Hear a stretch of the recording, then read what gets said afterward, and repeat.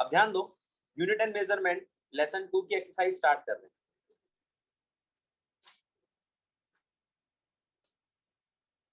देखो क्या कहता है इस क्वेश्चन में, वो बात कर रहा है यूनिट कन्वर्जन, ठीक है। The volume of a cube side 1 centimetre is equal to कितने मीटर। पहले वॉल्यूम की बात कर लो क्यूब का। क्यूब का वॉल्यूम कितना होता है? ए क्यूब। ए क्यूब मतलब 1 सेंटीमीटर का क्यूब।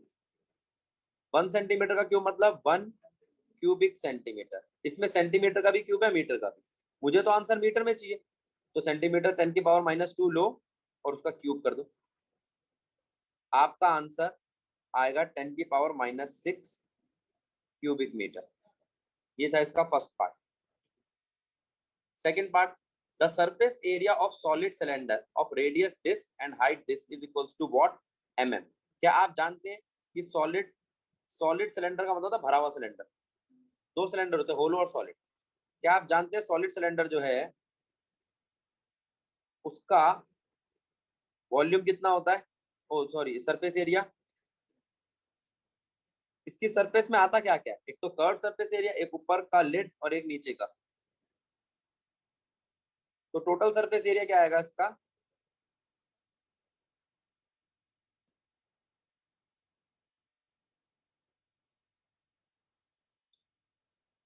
2 πr²। ये ऊपर और नीचे के जो ढक्कन है उनका है। और कर्व सरफेस एरिया क्या है? 2πr/h या l, जो आपका मन करे इसको वो कह दो। ठीक है, इन दोनों को जोड़ दो, आपके पास टोटल सरफेस एरिया आ जाएगा एक सिलेंडर का, आ जाएगा। उसके बाद आपने वैल्यू कैसे रखी? जो आपको दे रखा है, रेडियस दे रखा है वहां पर 2 सेंटीमीटर और हाइट दे रखी है 10 सेंटीमीटर। ठीक है, जो मेरे पास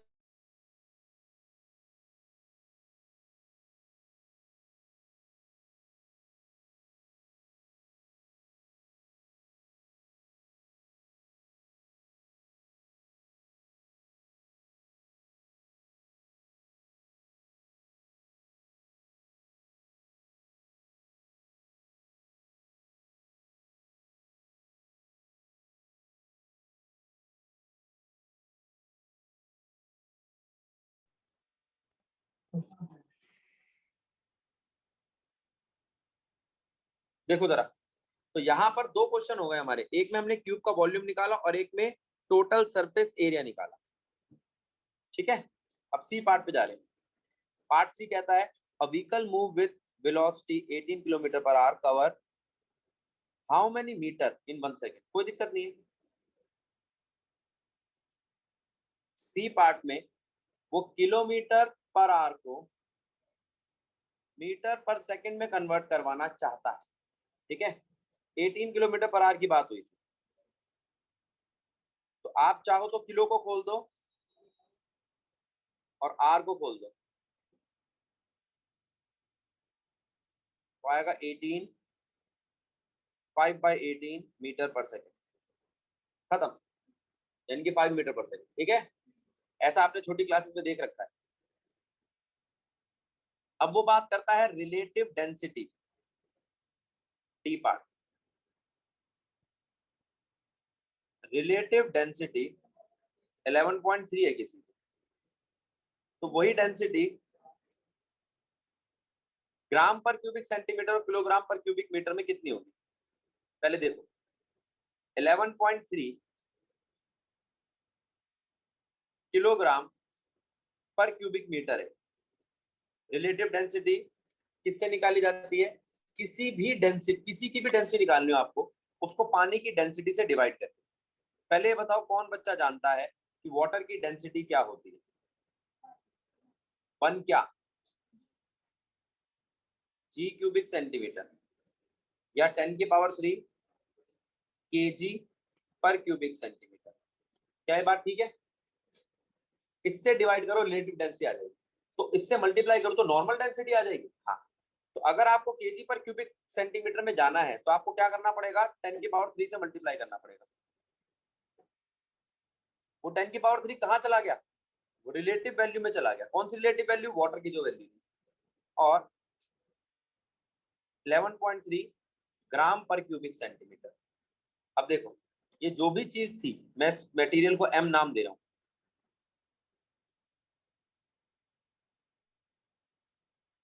relative density of m is equals to density of m divided by density of water. अगर m की density 11.3 gram per cubic centimetre है, तभी तो 1 ग्राम पर क्यूबिक सेंटीमीटर से डिवाइड करने पर वो 11.3 आएगी। लेकिन अगर मैं उसको केजी में पूछूं तो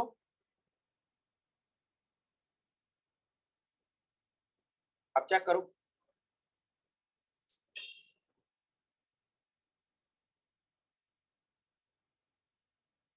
अब देखो ये चीज काटो। अब ध्यान क्या रखना है, रिलेटिव डेंसिटी की कोई यूनिट नहीं होती। रिलेटिव डेंसिटी में हम किसकी यूनिट की बात करते हैं?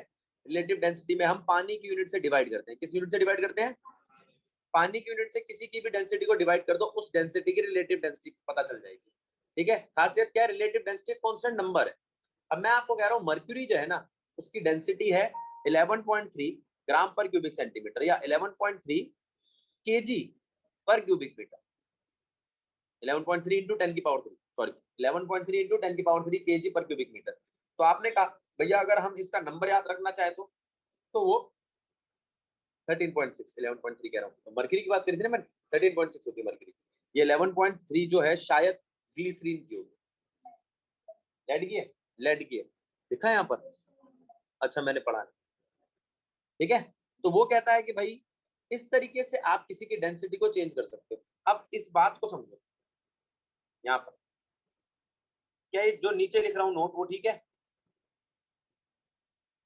1 gram per cubic centimetre is equal to 10 की power 3 kilogram per cubic metre. बन गया कन्वर्जन, याद रहेगा। दूसरा, आप क्या लीटर का रिलेशन जानते हो? लीटर और क्यूबिक सेंटीमीटर का। 1 लीटर में कितने क्यूबिक सेंटीमीटर होते हैं? 1000। इस हिसाब से तो आप ये भी कह सकते हो 1 लीटर में 1000 मिलीलीटर होते हैं। तो मिलीलीटर तो क्यूबिक सेंटीमीटर के बिल्कुल बराबर आ गया, हाँ ना बोलो। और 1 लीटर में कितने मीटर होंगे? 10 की पावर -3।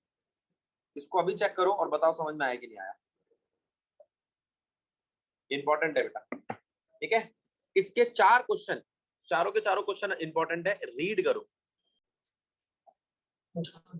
आगे ध्यान देंगे। क्वेश्चन नंबर 2 क्या कह रहा है? fill in the blanks by suitable conversion of units. A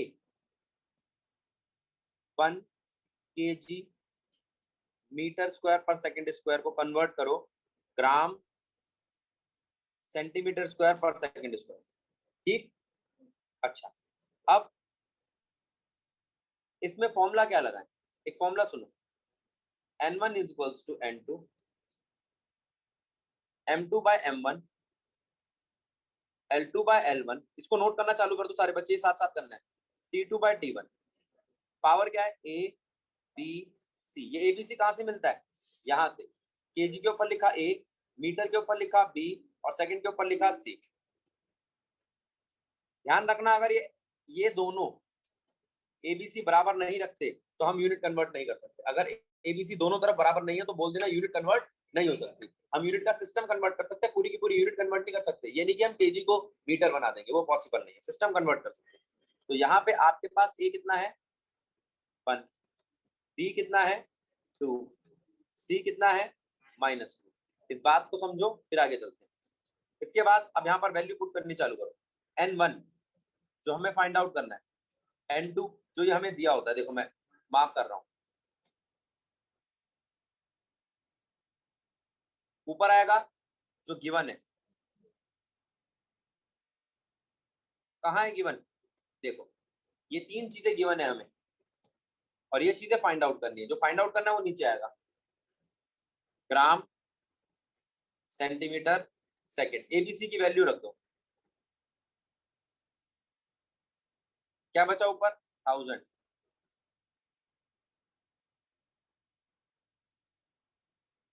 100 centimetre. Second से सेकंड तो सीधा कट रहा है, तो पावर का भी कोई मतलब नहीं है। n1 कितना आ गया 1000, 100 का स्क्वायर यानी कि 10 की पावर 7। एक बात समझो, ये बात समझ में आई? ये था आपका पूरे सिस्टम से जो क्वेश्चन करा। अब कुछ चीजें ऐसी होती हैं जो सीधी समझ में आती है, जैसे 1 मीटर में कितने लाइट ईयर होंगे, तो आपको पता होना चाहिए कि लाइट ईयर क्या है। लाइट ईयर को एल वाइज दिखाया एनसीईआरटी। लाइट ईयर क्या है, ठीक है? तो लाइट ईयर की वैल्यू होती है 9.46 इंटू 10 की पावर 15 मीटर। ये आपको लर्न होनी चाहिए, याद रहेगी। एक चीज है 1 एस्ट्रोनॉमिकल यूनिट, इसकी होती है 1.5 इंटू 10 की पावर 11 मीटर।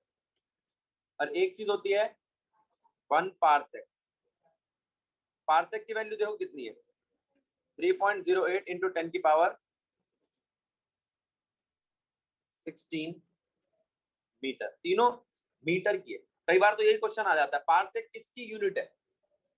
अब सेक से बच्चा समझता है सेकंड की तो नहीं है कहीं, ठीक है? पारसेक टाइम की तो नहीं है, और फिर वो कहता है कि ये लेंथ की यूनिट है। ये क्वेश्चन आया हुआ है, ठीक है? अब वो कहता है 9.46 इंटू 10 की पावर 15 मीटर में अगर एक लाइट ईयर है तो 1 मीटर में कितने लाइट ईयर होंगे?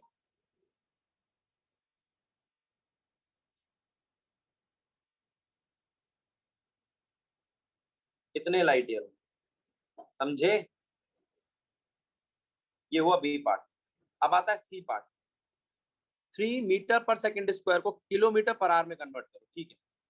अब मेरी बात सुनो, मीटर पर सेकेंड स्क्वायर को कन्वर्ट करना है किलोमीटर पर आवर स्क्वायर। कैसे करें वही लिखो।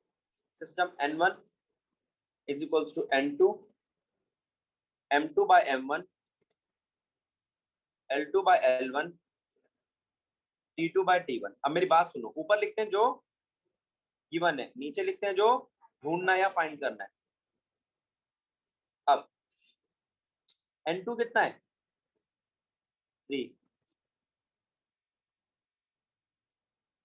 a कितना है जो मास की पावर होती है, मास है ही नहीं यहाँ पे, केजी लिखा ही नहीं है। b कितना है जो लेंथ की पावर होती है, हाँ वो 1 है। c कितना है जो टाइम की पावर होती है, वो -2। तो यहाँ वैल्यू रख दो, a b और c की जगह पे अभी रखेंगे, ठीक है? अब देखो n1 जो मुझे ढूंढना है, n2 मुझे दिया हुआ है 3, 0। अब यहाँ 0 है तो इसके अंदर लिखने की जरूरत ही नहीं, क्योंकि कुछ भी लिखूंगा उसकी पावर 0 है तो खत्म हो जाएगा। लेंथ कितनी है मीटर, और नीचे मुझे किस में कन्वर्ट करना है, किलोमीटर में। टाइम कितना है, सेकंड से आर में कन्वर्ट करना है। तो यहाँ आया 1/1000 इससे। बात ठीक है या समझाऊं? और यहाँ आया 1/3600। क्या आप जानते हो 3600 सेकंड होते हैं एक घंटे में? तो n1 कितना आएगा 3 मल्टीप्लाई में 1/1000, 3600 ऊपर चला गया और उसका स्क्वायर हो गया। क्यों? ध्यान दो, मैंने माइनस को प्लस कर दिया, पावर उल्टी कर दी तो अंदर की रखी हुई चीज भी उल्टी हो गई, माइनस से प्लस हो गई। अब इसको सॉल्व करना है आपको। सी पार्ट हो गया, डी पार्ट देखो।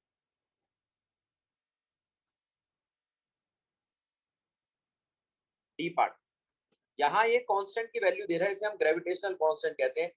6.67 10 की पावर -11 न्यूटन मीटर स्क्वायर पर केजी स्क्वायर। देखो 6.67 10 की पावर -11 न्यूटन मीटर स्क्वायर पर केजी स्क्वायर। वैल्यू को कन्वर्ट करना है किसमें, क्यूबिक सेंटीमीटर पर सेकंड स्क्वायर पर ग्राम। क्यूबिक सेंटीमीटर पर सेकंड स्क्वायर पर ग्राम में कैसे करें, आप इसको पकड़ लो। पहले इसको सिंप्लीफाई करो। क्या आप जानते हो न्यूटन का मतलब क्या है? KG metre per second square, metre square. kg की पावर -2। अब kg की पावर जो 1 है उसको -2 के साथ रखो, kg की पावर -1 आएगा, मीटर क्यूब आएगा, सेकंड -2 आएगा। अब इस चीज को देखो और इसे कन्वर्ट करो इसमें, इसमें चलो देखते हैं। यहां पर ये 6.67 इंटू 10 की पावर -11 क्या है? ये है नंबर n2। यहां पर a क्या है? kg की पावर यानी कि मास की पावर, b क्या है? लेंथ की पावर, और c क्या है? टाइम की पावर। ठीक है, आ जाओ। अब फॉर्मूला लगाओ फिर से वही, n1 is equals to n2 m2 by m1 l2 by l1 t2 by t1 power a b c। n1 तो ठीक है, n2 कितना है?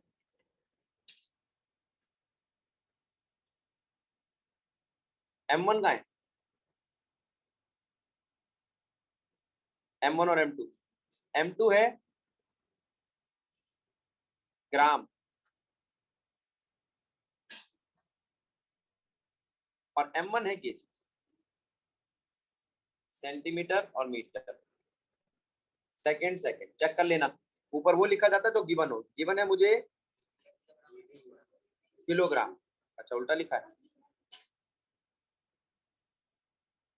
सही कह रहा है भाई, ऊपर ये आएगा। अब ठीक है, बात को समझो। अब वो कहता है एबीसी कितने, -1 3 -2। यहां से n1 सॉल्व होके आ जाएगा, अब तो कर लोगे। ये था आपका क्वेश्चन नंबर 2, समझो इसको और फिर बताओ। अब क्वेश्चन नंबर 3 पे ध्यान दो, क्या कह रहा है एनसीईआरटी का। Calorie is a unit of heat. जो कैलोरी है वो हीट की यूनिट है, जिसकी वैल्यू है 4.2 जूल, और वो यही बता रहा है कि 1 जूल का मतलब क्या होता है, वो हम वैसे भी जानते हैं। फिर वो कहता है हमने एक नया सिस्टम बनाया है जिसके अंदर हम लेंथ को बीटा मीटर मानेंगे, मास को अल्फा केजी मानेंगे, टाइम को गामा सेकंड मानेंगे। ये मान रहा है। अब आगे बढ़ते हैं। तो वो कह रहा है प्रूव करो कि 4.2 जो नया सिस्टम बनेगा वो बनेगा 4.2 पर अल्फा पर बीटा स्क्वायर पर और गामा का नॉर्मल स्क्वायर। आ जाओ। तो पहले मैंने आपसे कहा कि जो अभी थोड़ी देर पहले समझाया था मैंने आपको, यूनिट का कन्वर्जन का सिस्टम, वो क्या था? वो ये था n1 is equals to n2, m2 by m1, l2 by l1, t2 by t1। ABC कहां से मिलते हैं? एबीसी मिलते हैं हमें इससे, जो उसने बताया ना, 1 जूल की डेफिनेशन दी है, 1 kg metre square per second square, इससे एबीसी मिल जाते हैं। क्या है भाई एबीसी? देखो, ए है 1, बी है 2, सी है -2, 1 2 -2। ठीक है, अब ऊपर रखते हैं हम जो हमें गिवन है, वो है केजी मीटर और सेकंड। ठीक, नीचे हम रखते हैं जो हमें फाइंड आउट करना है, वो क्या है? Alpha KG, beta metre, gamma second, power 1 2 -2। n1 देखते हैं क्या दिया उसने, 4.2, n2 सॉरी, n1 कितना आना चाहिए? मुझे दिख रहा है केजी से केजी कट गया, मीटर से मीटर, सेकंड से सेकंड, क्वेश्चन खत्म। 4.2। अच्छा, अल्फा नीचे से ऊपर आएगा तो पावर -1 बन जाएगी, बीटा नीचे से ऊपर आएगा पावर -2 और गामा -2। यही तो कहा था उसने, गामा +2 होगा। वो मैं यही देख रहा था, तुम्हारा ध्यान है। आगे, अब वो कहता है a new unit of length is chosen such that the speed of light in vacuum is unity. जो स्पीड ऑफ लाइट है वो एक। अब मैं आपको कह रहा हूं, मान लो नई यूनिट ऑफ लाइट u है, ठीक है, कितनी है? स्पीड ऑफ लाइट के बराबर। आपको पता होना चाहिए वैक्यूम में स्पीड की लाइट की कितनी होती है, 3 × 10⁸ metre per second. What is the distance between sun and earth in term of new unit और लाइट? पहली बात तो उसने मुझसे डिस्टेंस मांगा। क्या मांगा है? तो आप जानते हो डिस्टेंस क्या होता है? स्पीड तो 1 u है और टाइम कितना है? 8 मिनट 20 सेकेंड। अब 8 मिनट का मतलब क्या होता है? अब टोटल सेकंड गिनो तो ये बनेगा 500 u। ये डिस्टेंस निकल कर आया, ठीक है। अब जरा इस बात को समझो, फिर हम आगे बढ़ते हैं।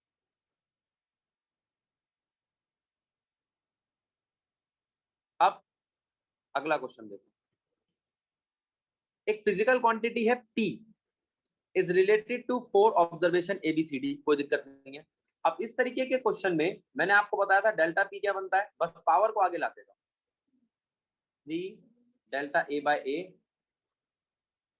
Plus 2 delta B/B plus half क्यों लिया मैंने? अंडर रूट की वजह से delta C/C plus delta D/D। क्या ये बात समझ में आई आपको? क्या ये बात समझ में आई? फिर वो कहता है नीचे एक क्वेश्चन में कह रहा है कि ABCD के मैं आपको परसेंटेज एरर दे रहा हूँ। कैसे एरर दे रहा हूँ? तो परसेंटेज एरर का मतलब क्या है, पहले इसको समझो। परसेंटेज एरर का मतलब डेल्टा A/A दिया है 100 के साथ, तो 100 मल्टीप्लाई करना पड़ेगा सब में। जो ऊपर वैल्यू दिए ना उसमें सब में 100 मल्टीप्लाई करना पड़ेगा। कर देते हैं। पहले देखते हो परसेंटेज एरर दिए कितने। 1342।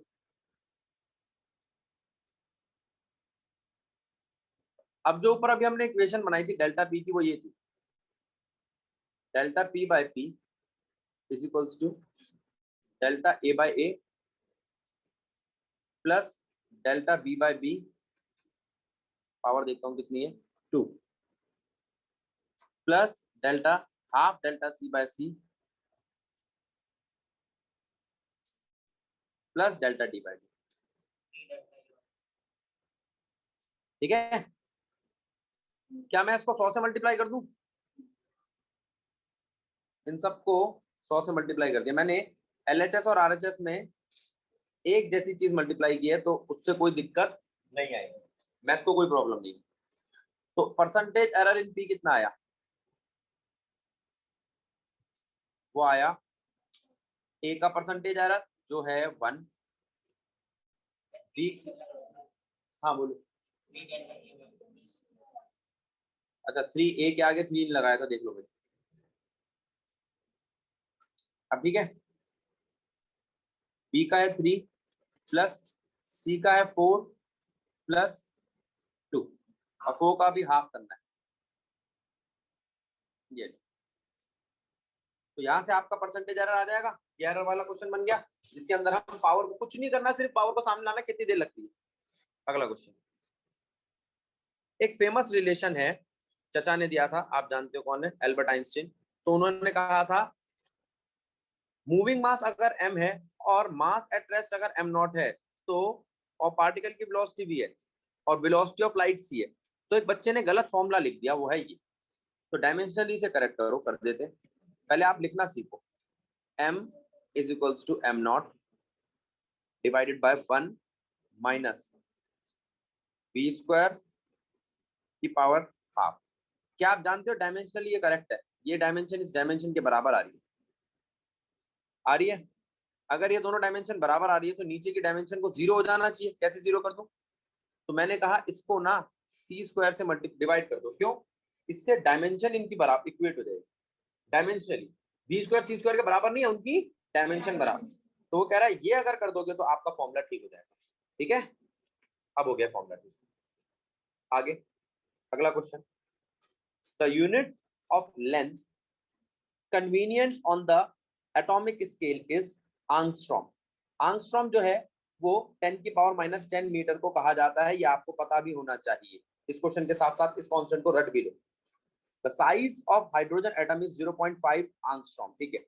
What is the total atomic volume in cubic metre of a molecule, ठीक है, ऑफ हाइड्रोजन एटम, ठीक है। तो पहले आप इस क्वेश्चन को करोगे कैसे?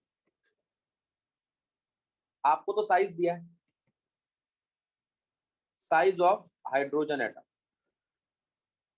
अब वैसे तो मेरे हिसाब से ये साइज होना चाहिए डायमीटर, आपके हिसाब से भी शायद यही होगा। एक बात बताओ आशुतोष, अगर ये हाइड्रोजन का एटम है और ये उसका साइज है तो ये डायमीटर ही लग रहा है ना? लेकिन एनसीईआरटी ने इसको रेडियस ले रखा है, क्यों ले रखा है मुझे नहीं पता। वैसे भी कोई खास फर्क नहीं पड़ता, तो वो 0.5 इंटू 10⁻⁻10 लेके चलता है। फिर वो कहता है वॉल्यूम कितना आएगा भाई? वॉल्यूम आएगा 4/3 पाई आर क्यूब। बात को समझना, 4/3 पाई आर क्यूब आएगा। बहुत छोटी वैल्यू आने वाली है, क्यों? क्यूब कर रहा हूं मैं 10⁻³ का। 4 ठीक है, 3 ठीक है, 3.14 ठीक है, 0.5 इंटू 10⁻⁻10 का क्यूब। अब थोड़ी सी कैलकुलेशन सीखते हैं। कुछ बच्चे कहते हैं भैया कैलकुलेशन होती नहीं है। आप 4 3, इसको 3.14 को मैं 3 ले रहा हूँ अप्रोक्स। 0.5 का क्यूब कर रहा हूँ, वो कितना होता है? 5 का 25 और 25 का 125, ठीक है। अच्छा, अब मेरी बात सुनो, अगर मैं इस डेसिमल को पीछे ले जाऊं, उसको ये बना लूं 12.5, तो कोई दिक्कत तो नहीं है, ठीक है। अब पावर 10 की गड़बड़ होगी, हाँ, मैंने इसको यहां से हटाया है तो 10 की पावर 2 में फर्क आएगा। यहाँ पहले से ही 10 की पावर 3 का -10 के साथ मल्टीप्लाई होकर 30 हो गया, अब 32 हो गया। किसी को कोई दिक्कत? 3 को 3 के साथ कैंसिल कर दिया। अब 12 चौके 48 होता है, 48 हो जाएगा ये।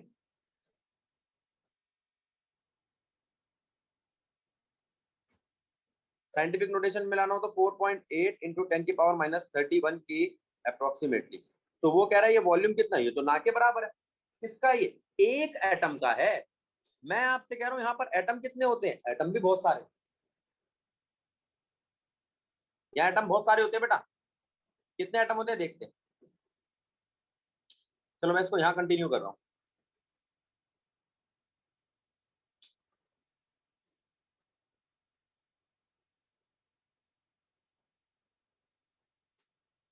देखो, वॉल्यूम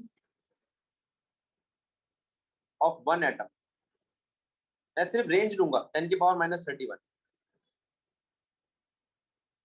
टोटली कितने एटम्स हैं एक मोल में? एक मोल एटम्स कितने होते हैं? अब रेंज तो 10⁻23 है, उसको मैंने मल्टीप्लाई किया 31 से, तो अब भी 10⁻⁻8 आ रहा है। अच्छा, वॉल्यूम किस में निकाला था मैंने? क्यूबिक मीटर में। किस में निकाला था? क्यों? देखते हैं ऊपर से क्या लेकर आ रहे हैं। मीटर ही लेके आ रहे हैं ना, क्यूबिक मीटर। तकरीबन 10⁻8 या 10⁻⁻9 क्यूबिक मीटर आ रहा है, ठीक है। अब मैं आपसे पूछता हूँ, अगर ये गैस है तो एक मोल कितना होता है? 22.4 लीटर। लीटर में कितना होता है? 10⁻³ 22.4 इंटू 10⁻³ क्यूबिक मीटर। अब वो कहता है क्या ये दोनों बातें अलग है? जी बिल्कुल नहीं। तो आपको क्या लगता है ऐसी क्या दिक्कत है, या हमने कोई कैलकुलेशन गलत करी है? नहीं नहीं, दिक्कत ये है हाइड्रोजन के एटम गैस के एटम है। गैस के एटम चिपक चिपक कर नहीं रहते, उनके बीच में इंटरमोलिकुलर डिस्टेंस होता है, और वो जितना भी इंटरमोलिकुलर डिस्टेंस है ना, वही उस वॉल्यूम को कन्वर्ट कर रहा है। तो 10 की पावर, अब देखो यहां पर मैं ले रहा हूं 2 इंटू, इसको राउंड ऑफ करके 2.2 इंटू 10⁻⁻2, और वो ऊपर वाला कितना है? 10⁻⁻6, सॉरी 8। कितनी पावर का फर्क है? 10 लाख का फर्क है। 10 लाख बहुत बड़ा गैप होता है। तो 10 लाख गुना का फर्क क्यों आया? क्योंकि ये गैस है और गैस के मॉलिक्यूल्स दूर दूर होते हैं, तो इंटरमोलिकुलर डिस्टेंस यहां पर कंसीडर नहीं किया गया किस क्वेश्चन में, जो अभी ऊपर देखा गया। क्वेश्चन आ जाता है कई बारी कि आप इसका जवाब दो, शायद इसका अगला ही क्वेश्चन नहीं है, नहीं एनसीईआरटी में मैं एक बार आपको एनसीईआरटी खोल के दिखाता हूँ।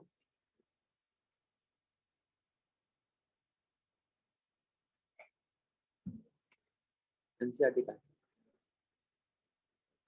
देखना जरा।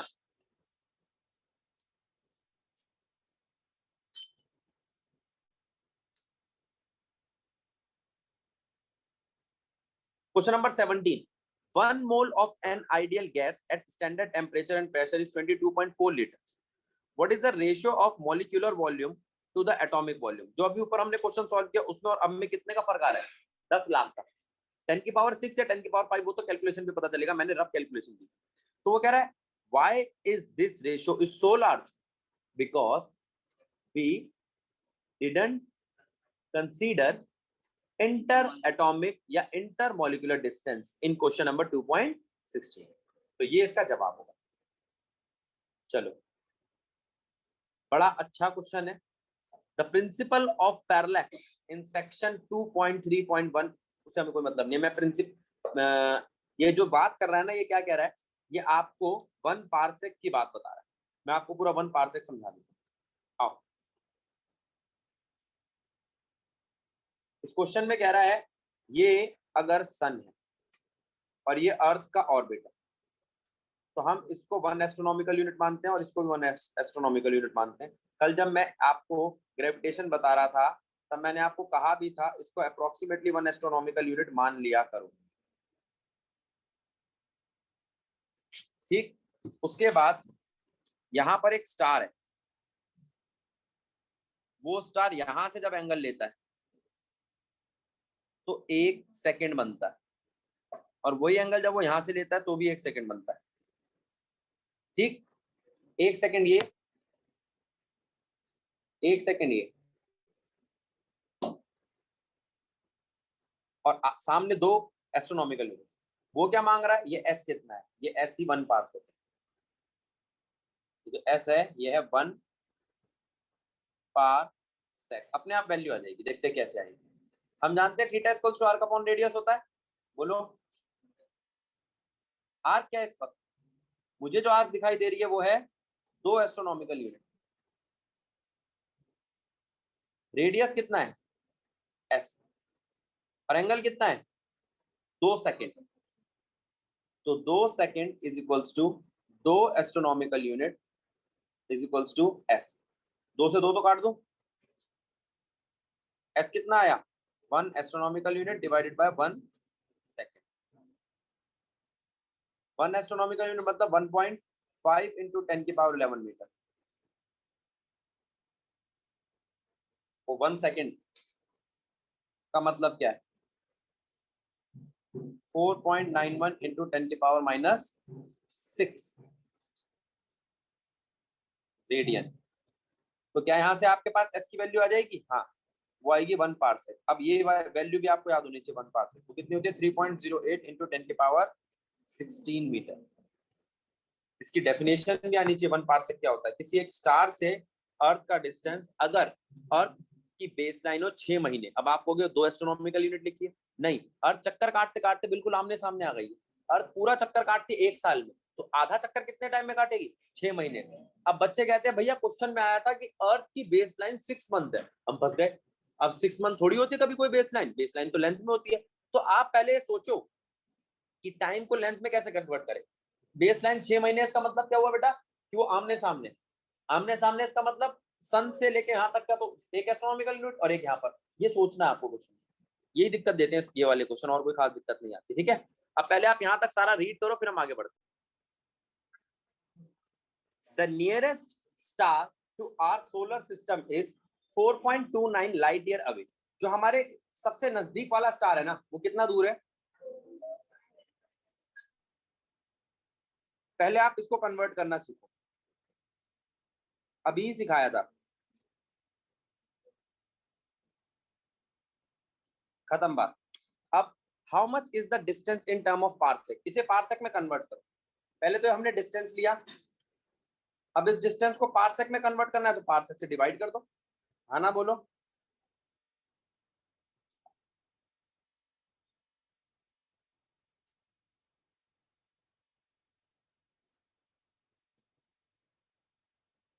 कर दिया। अब ये इतने पारसेक बन गया।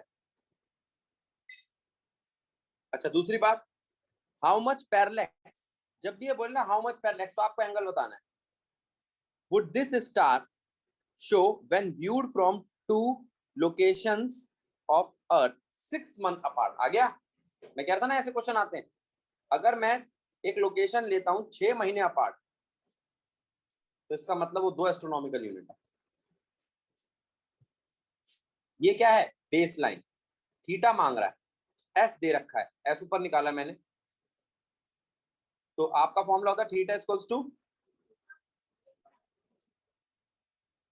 है ना, रुक जाओ उल्टा लिख दिया। अब ठीक है, तो निकालना क्या था, थीटा। बी कितना है, 2 एस्ट्रोनॉमिकल यूनिट। एस कितना है, जो भी आपने पारसेक जो वैल्यू है ऊपर की, जो हमने मीटर में निकाल ली थी, 4.29, 9.46 10⁻15 मीटर। इससे आपके पास जो वैल्यू आएगी, यूनिट लिखना मत भूलना, रेडियन में, ठीक है। क्या बात, क्या पॉइंट में बेटा, नहीं नहीं नहीं नहीं नहीं, वो 3.0 है, पारसेक में चेंज करने के लिए लिया था। जो वैल्यू है बेटा वो यही है, न्यूमेरिकल यूज करने के लिए जो वैल्यू यूज कर रहा हूं मैं वो यही रही, ठीक है। आगे चलते हैं, अब अगला क्वेश्चन सुनो। When the planet Jupiter is at a distance of 824.7 million kilometre,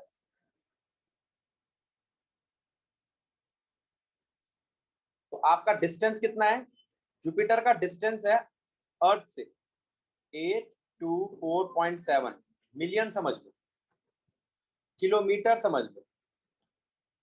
तुम्हारे वाले स्कूल में क्वेश्चन आया था, बच्चे मिलियन की वैल्यू गलत दिखा, और कुछ भी इन क्वेश्चन में कुछ गलत होता ही नहीं है, ठीक है। और किलोमीटर तो आता ही आपको फ्रॉम अर्थ। एंगुलर डायमीटर क्या होगा, अच्छा एंगुलर डायमीटर दिया हुआ आपको 35.72 सेकेंड, 4.85, 10⁻⁻6 से इसको मल्टीप्लाई कर दो तो रेडियन में कन्वर्ट हो जाएगा। चलो जी एंगल भी आ गया, कैलकुलेट करो डायमीटर ऑफ जुपिटर। डायमीटर होता है बेस लाइन,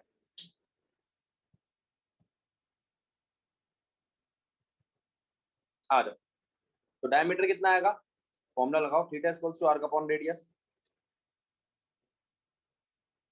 आ गया डायमीटर, ठीक बात, आना बोलो। चलो अब हम लेसन नंबर 3 की तरफ बढ़ते हैं।